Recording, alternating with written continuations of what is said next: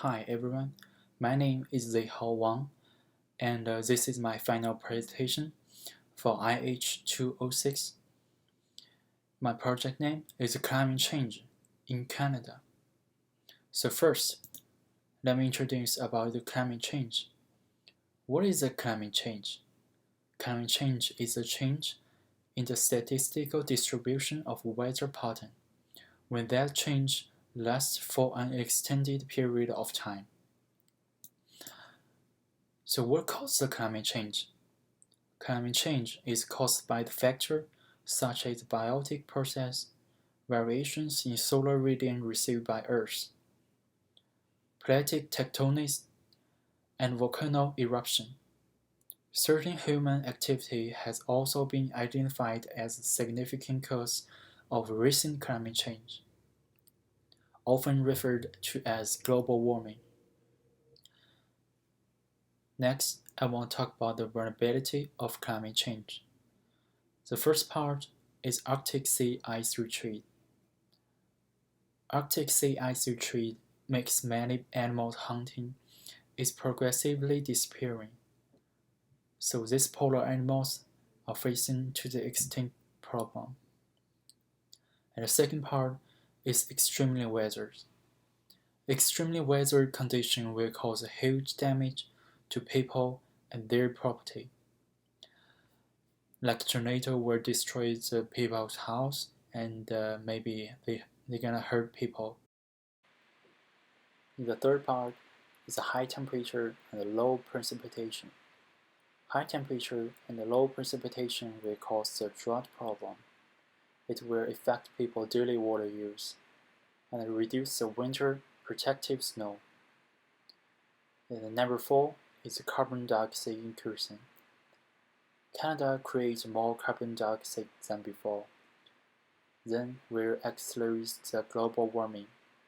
So whole world climate will be changed. You can see the pictures. This is a human carbon dioxide emissions and atmosphere's concentration. The carbon dioxide emission is increasing every single year. So number 5 is melting glaciers. Melting glaciers speed up the sea level rise and cause the hydroelectric impact in the western Canada. Also, it will cause the water decreasing. Then it will trigger the agriculture irrigation problem. So number 6 is drought. Drought will affect the development of agriculture and will cause the trees decreasing. Then there will be too much carbon dioxide can be absorbed.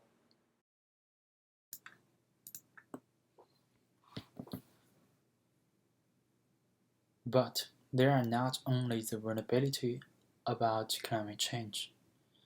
There are still the many opportunities in the same times.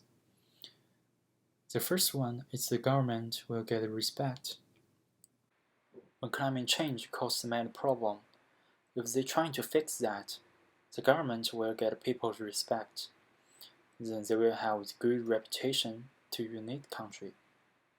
And the second one is for the farmer. Climate change causes the crop production decreasing. Then the price will going up. The farmer will earn more money for their life. Number 3 is economy. When Arctic ice retreat, polar exam hard to live, then there will be more people come to Canada than going to see the polar animal, which is good for the local economy. Number 4 is attract high-skilled immigration. The climate change makes Canada getting warmer than before. Then the Canada is not too cold. Then there will be more of the high-skilled immigration to Canada. Number 5 is researching.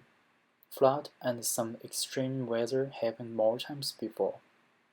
Then the Canada will do more research for early warming, which is good for people. Also, they will have a high technology advantage. Number 6 is benefit from other countries. Climate change causes many problems, like sea level rise. Those are all the global problems. Then, other countries will help Canada to fix that problem. And also, Canada will get some of the benefits from the other country, like they will learn some of the high technology skill. Those are the vulnerability and opportunity of climate change. Climate change is a very long process. So next, we're going to talk about the process of Canada's economy. I decided to separate the process of Canada's economy to the two parts. First one is before the industrialization, and the next one is after the industrialization. Before the industrialization, I want to talk about some main aspects of economy. First one is hunting. Hunting is a very important part for Canada economy. They can get meat product for living. Also, they can get fur for trade.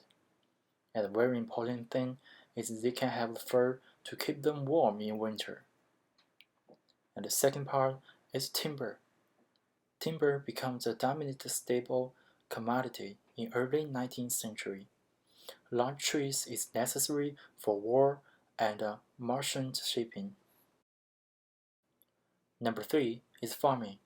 Farming is a very basic way, but is very necessary for people. They also can export crop for making money or trade. Number 4 is Atlantic fisheries. Canada's fisheries are extensive and important. They build their large fleet to reinforce the coastal economy. The last one is fur trade. The fur trade was the key to the development of the Canadian interior. This trade involved the nation people, European, and the United States for exchange cargo, like guns and crop. After industrialization, the first industrial revolution in Canada is 1846 to the 1896. The second industrial revolution in Canada is 1896 to 1936. Industrialization speed up the manufacturer produce their product. Also, the product better than made by a human hand. Also, industrialization can help agriculture. Farmer can get crop faster and reclaim easier than before. Steam engines show up. People build more factory for making product. And commerce trade happens more than before. The last thing is industrialization speed up export and import, also trade speed inland. The industrialization always comes with fossil fuel. So the next, I want to talk about the history of the fossil fuel burning. First, coals were the very first material to produce the energy for developing the economy. Number 2, oil became the most important material in Canada after the World War II. As an industrial country, Canada used abundant coal to produce energy for their factory. Number 4, natural gas became a very important role to satisfy the people's life after 1970s until now. Number 5, for now, petroleum industry became very important industry for Canada economy. Canada is the 5th largest oil producing country in the world. After a country has powerful economy, they will develop their city. So next, I will talk about the history of deforestation and urbanization. The first, timber has a very important role in Canada's early economic period. Large number of trees was felled for economic. Number 2, Canada leads world in the forest degradation. Northern Canada had some of the largest area of degraded forest.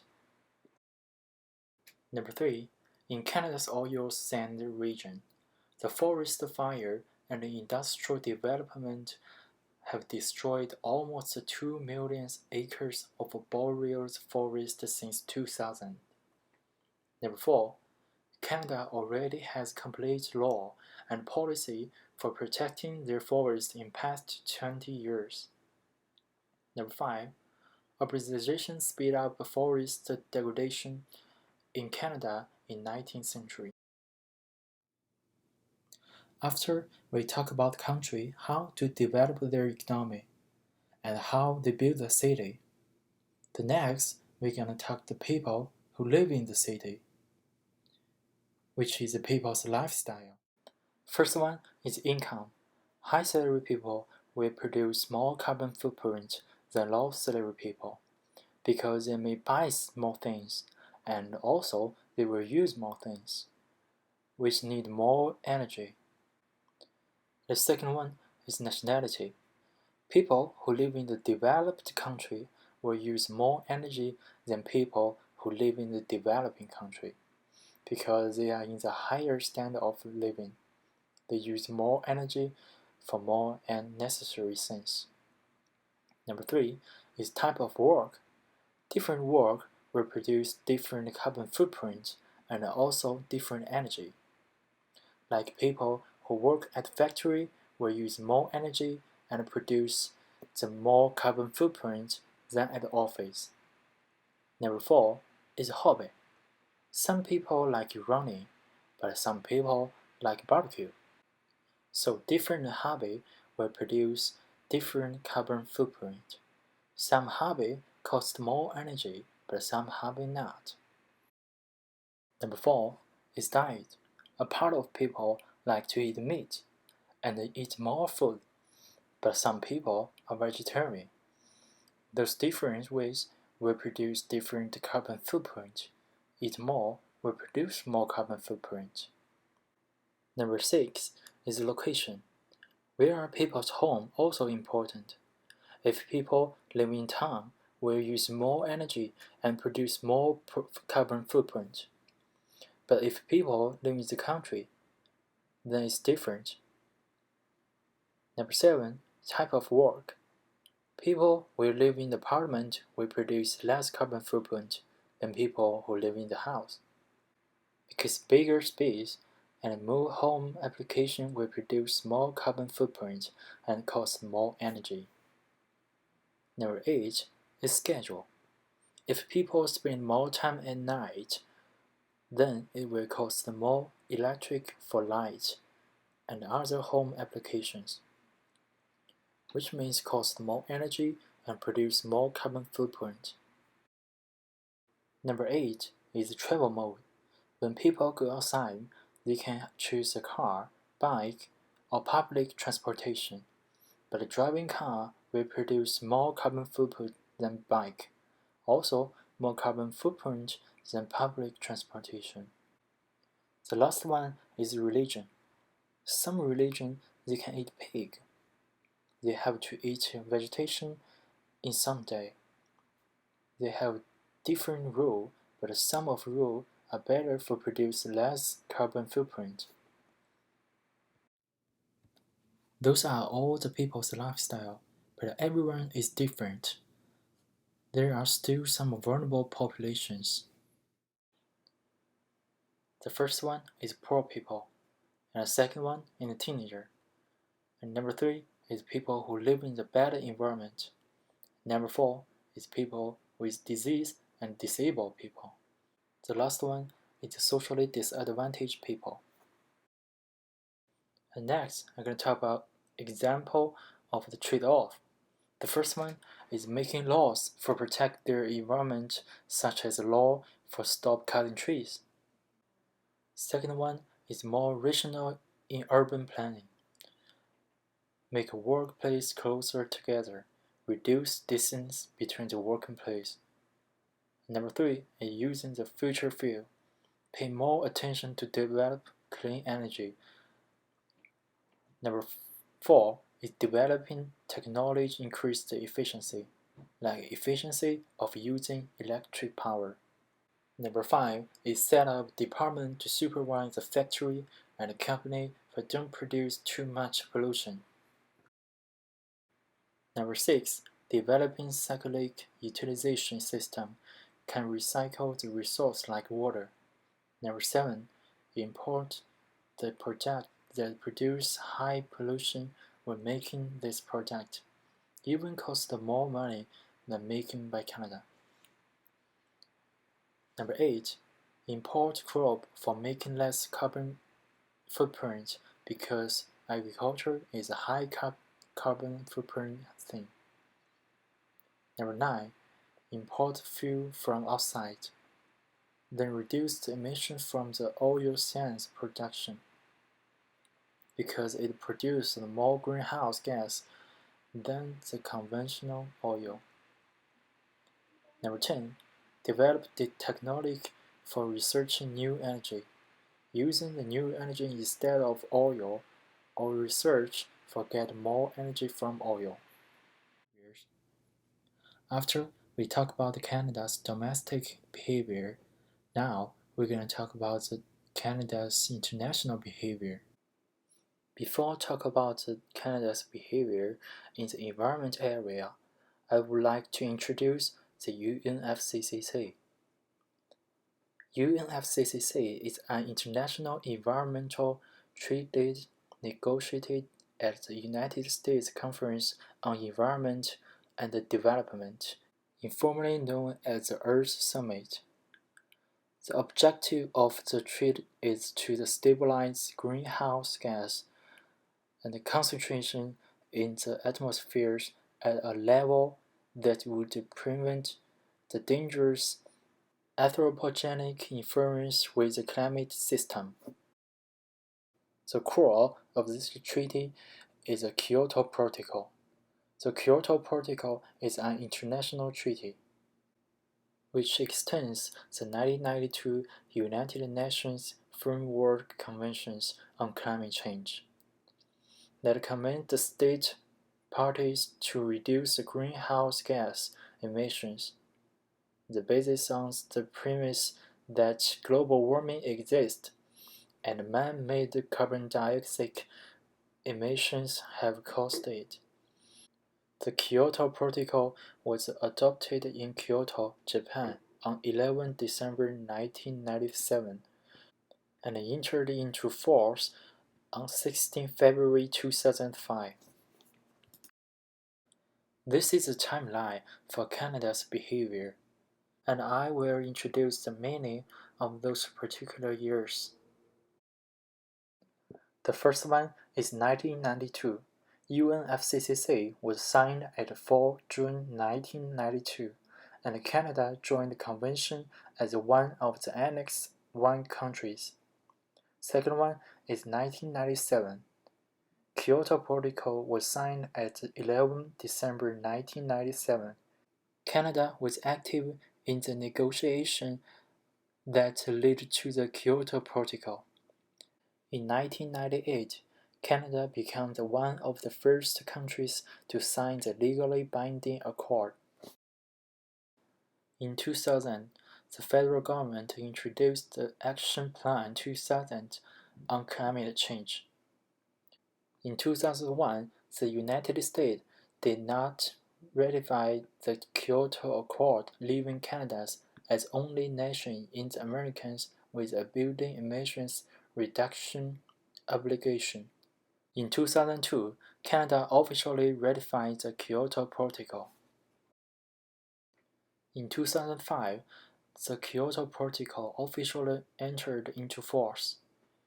In 2009, Canada signed the Copenhagen Accord. In 2011, the government of Canada became the first nation to withdraw from the Kyoto Protocol. After we finish to talk about Canada's domestic behaviors and international behaviors, I would like to give some recommendations for Canada. The first recommendation is encourage citizens.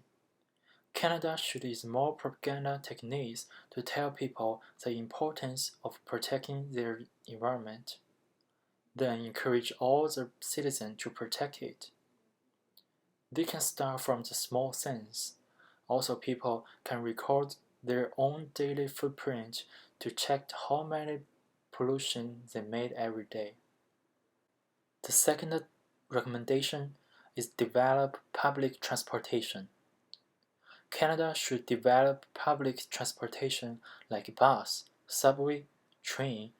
Then people may use public transportation instead of a private car. Number 3 is limit emission. Canada should have an agreement with all the factory and company, depending on the size of the company, to limit every company's emission. Number 4 is scientific research. Canada needs to focus on scientific researching. They need to increase the level of the scientific for finding more clean and efficient energy. Also, they can find a method of decontamination. Number 5, use renewable energy.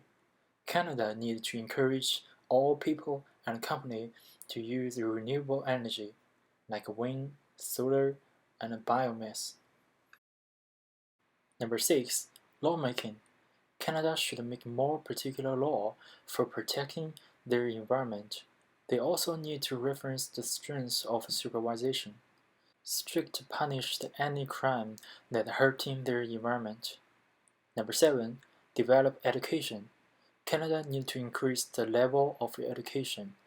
Then teach next generation why and how to protect Canada's climate. Number 8, recycle. Canada needs to reinforce recycle system. First, set more public facility to help people recycling trash. And second, develop recycle technology to reuse the waste. Number 9, redesign the business zone and community. Canada should redesign the business zone and community. They need to make business zone closer. Number 10, join the International Climate Protocol. Canada should actively join the International Climate Change Meeting and join the International Climate Change Protocol. Then facilitate the international climate protective process. And Canada should be one of the lead of the protecting climate change. Also, there are the cost and benefit analysis for recommendation. For the developed public transportation, the benefit is developing the public transportation and making public transportation convenience will reduce the times that people using private car, then reduce the emissions and more energy and resource for Canada. The cost, developing public transportation is not easy because you need to design a reasonable and high efficiency system. Otherwise, it will cause more traffic jam. Also set up public transportation in more money. Encourage the citizen. The benefit is the power of the people is very huge. If everyone can protect their environment or saving more energy, the Canada can save a huge number of money for energy. For the cost, we cannot promise everyone will answer the government encouragement. However, there are many people who don't care about the environment, so a lot of propaganda for encouraging people may be a low efficiency way and cost much more money. Develop education. The benefit is teaching the next generation is good for Canada's sustainable development, and it makes Canada have a huge advantage in the future. The cost is teaching next generation is a very long term and needs much more times to wait the next generation for contributing to Canada. And good education needs huge finance to support. Scientific research. The benefit is developing the scientific is a qualitative change. Once they get a result from researching, like a new energy, or the high technology they produce, or a new way to protect the environment, it will be a huge advantage in the world. The cost of scientific researching is very long term. It needs more time and very huge finance to support it. However, sometimes they even get no result in the end, and they can't get money back. Using renewable energy. The benefit is using renewable energy can reduce the emissions by burning fossil fuel, which means really helpful for their climate, because the most of carbon dioxide from burning fossil fuel. Also, it can save more money for fossil fuel. Cost. Using renewable energy, you really need a special device, which need more money to build the device, like a wind-driven generator. It need a very long time to get the cost back. Also, the clean energy like wind, solar is not stable and not high efficiency. Attend international climate meeting. The benefit is join the International Climate Protocol and attend the meeting will increase Canada's position in the whole world. Then Canada will have more influence toward. Cost is join the many climate change protocol will make Canada have to take more limitation of emission, which means Canada's economic will be affected, also slow down their development. All the recommendations for Canada are followed one theory, is that if one Earth is dead, then everything we have right now is nothing.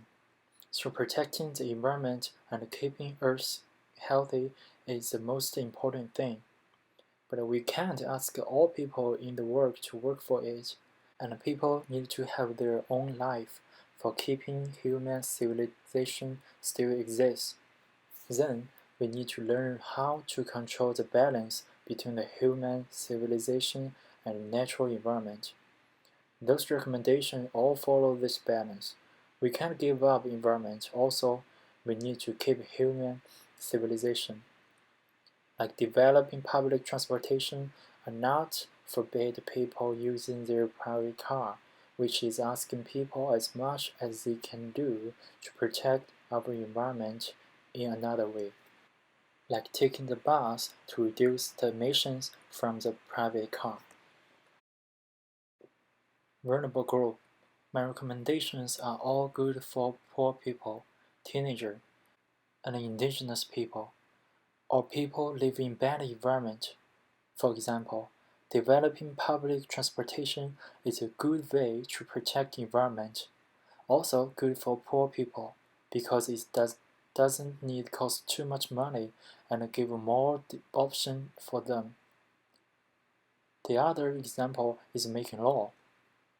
That is can really helping for people who live in bad environment. Also same as indigenous people. They may can't protect their location environment very well, but law can help them to protect their environment. So this is my final presentation for climate change in Canada. I think we need to keep protecting our environment no matter where we are, and don't give up our future. Thank you for watching.